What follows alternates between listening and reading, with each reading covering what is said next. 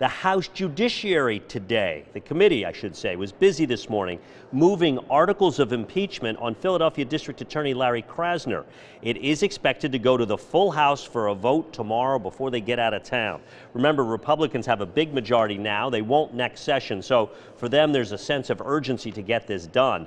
There are still questions as to whether it's even legal to impeach Krasner now and leave it to a brand new Senate to move it forward in the new session, which begins in January.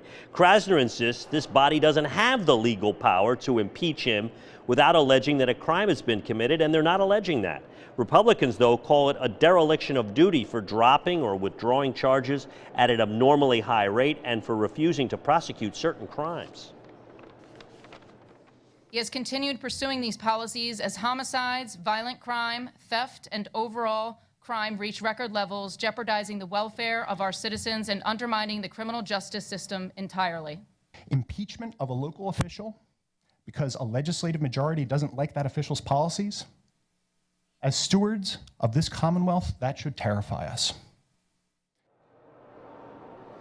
And again, articles of impeachment passed today out of the Judiciary Committee. It goes to the full House for a vote tomorrow, but a lot of legal limbo, James. This could be tied up in courts as to whether they even have the ability to do this. Could be tied up in courts for years, or a long time anyway, before we even get to the impeachment of Larry Krasner, if we get to the impeachment of Larry Krasner. Could be other developments here today in the closing hours. These horses are running toward the finish line. We're almost there. If anything happens, we're of course right here. We'll bring it to you later at 5 and 6 o'clock tonight. James, that's a story from the state capitol. Let's send it back to you. Dennis, I think that's such an interesting point that was brought up, though, about whether or not it's allowed to impeach someone who didn't commit a crime just based on poor job performance, basically. That's certainly what the Democrats are complaining, screaming mightily, saying, hey, he's an elected official, duly and fairly elected official. A legislative body can't throw him out just because they don't like his policies.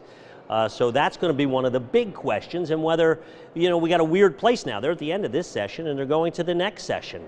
Can you transfer from one to another? That's got to be fought out yet too.